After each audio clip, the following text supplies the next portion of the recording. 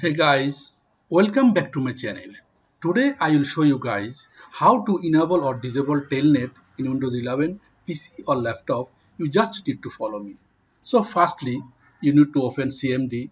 To open CMD, go to Start menu or Search menu, type over there CMD and right click on Command Prompt and click on Run as Administrator.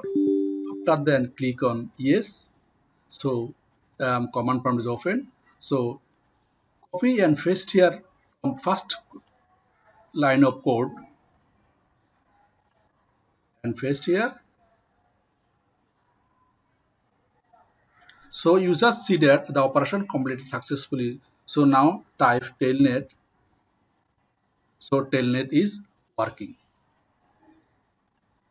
Now if you need to disable telnet again, copy the second code of line and paste here.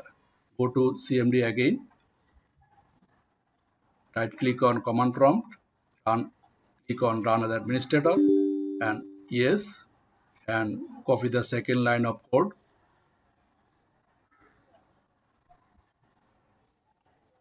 paste here and enter from your keyboard. So the operation completed successfully and telnet is disabled now.